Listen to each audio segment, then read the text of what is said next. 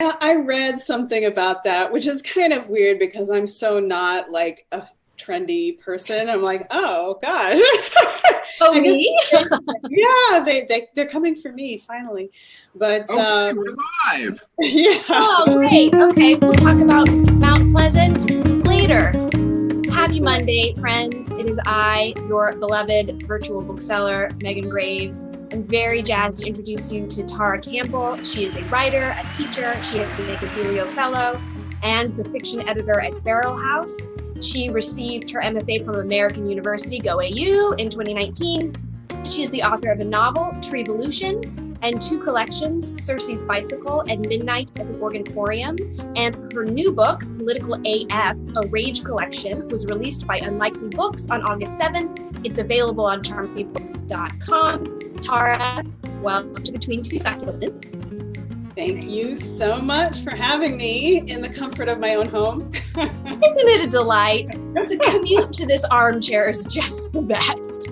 Yes. So I'm going to begin our chat like I always do with a moment of Zen. I'm going to introduce you to our titular succulents, and then you're going to share with our legion of loyal fans which one is speaking to you. So first up, this is ripple jade, sometimes called a curly jade.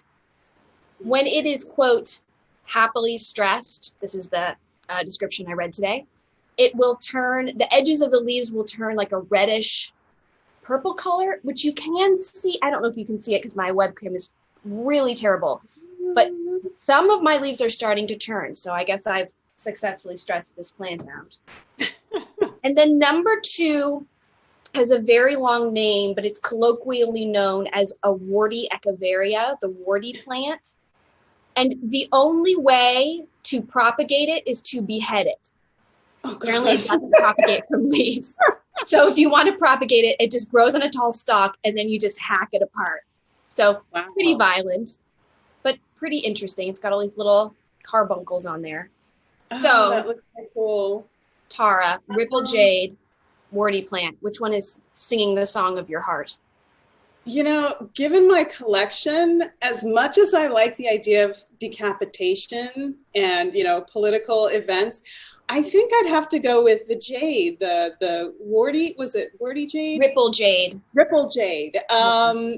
And part of it is because it's this light green, fresh, hopeful color.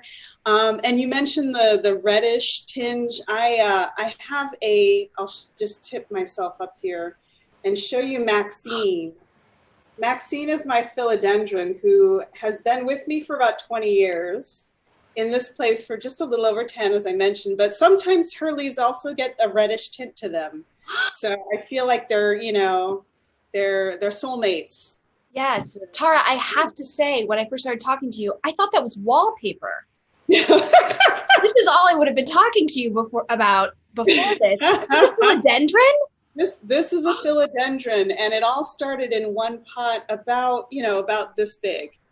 And so, you know, propagation and insistence and a lot of tape, frankly. That is incredible. So this is the living room. She goes on in the bedroom. She's got another, you know, child or she goes on in the office. She's got another child in the bedroom. So she's It's a family up. affair. Wow. Okay, folks, thanks for watching Between Two Succulents. I got nothing. No. Let's talk about your book. So your new book is called Political AF, a Rage Collection. It's an assemblage of poetry and fiction that you started writing in 2016 as a reaction to what you were seeing politically happening around you. And I'm just so curious if you can talk about how the emotion of rage maybe works as a catalyst for creativity or not. Do you find it to be a motivator or an obstacle in your artistic process? And then how did that manifest in the collection?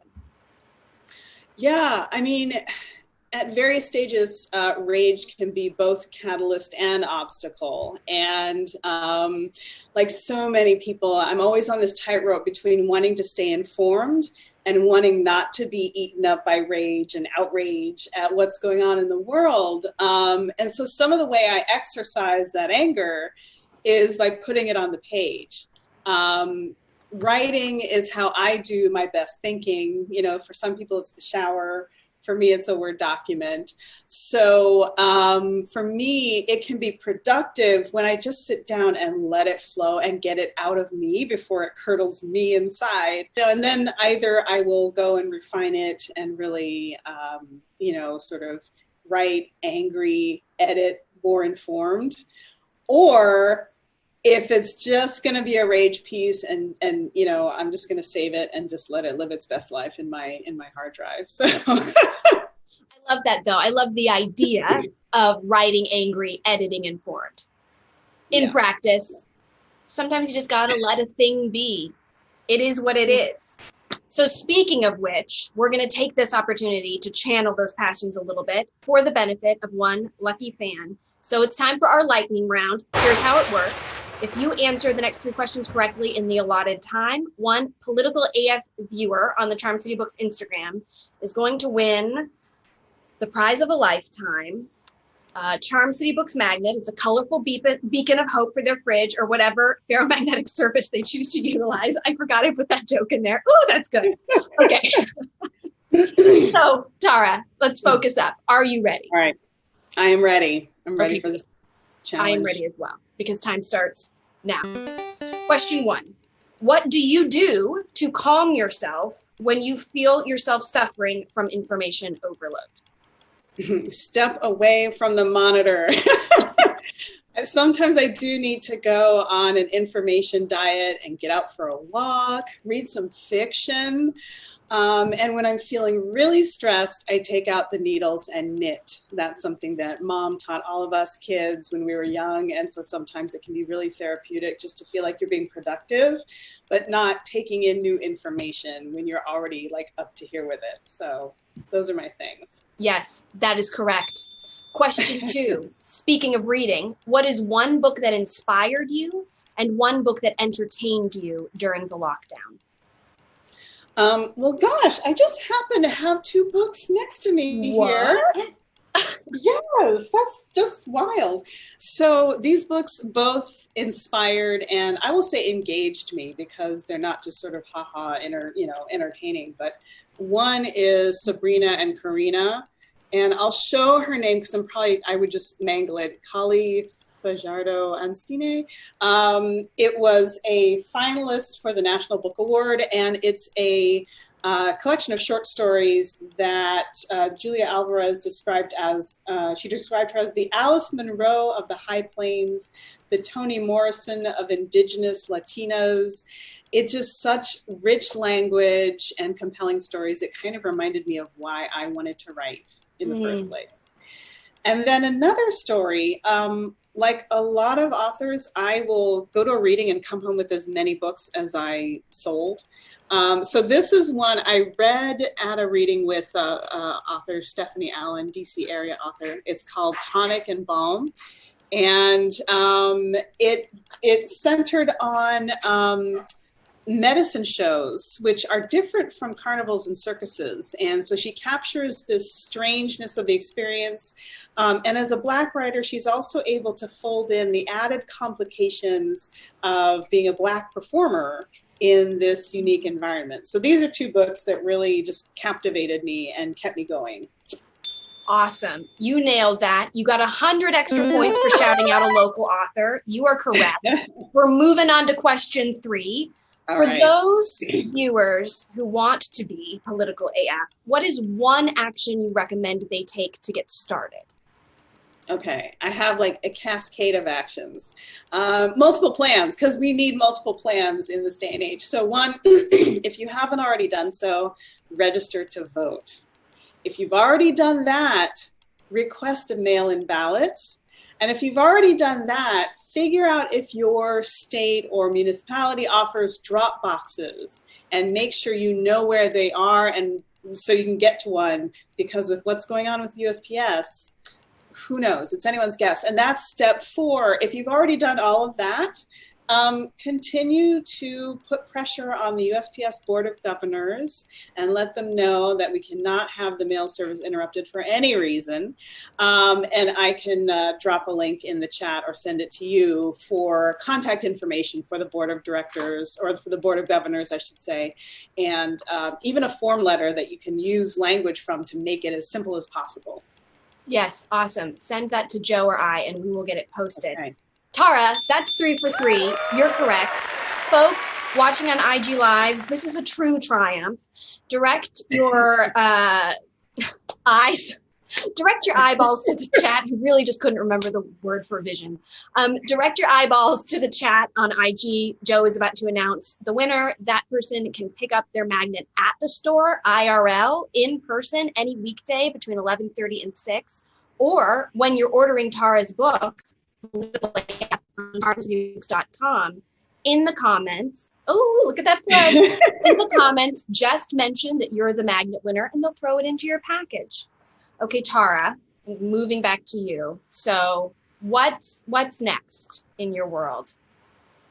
Well, you know, it's the beginning of the school year for lots of folks around the U.S., and I'm the same. So I'm getting ready to teach a fiction class at American University.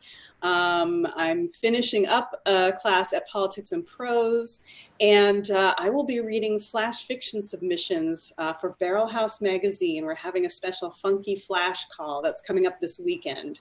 So I can also send that link for any folks who write flash fiction out there or would like to try it. We're opening up this weekend just for 3 days. So, so I'll be reading lots of that coming up soon. Awesome. We will definitely link to that. Send us that link. We will get that up ASAP.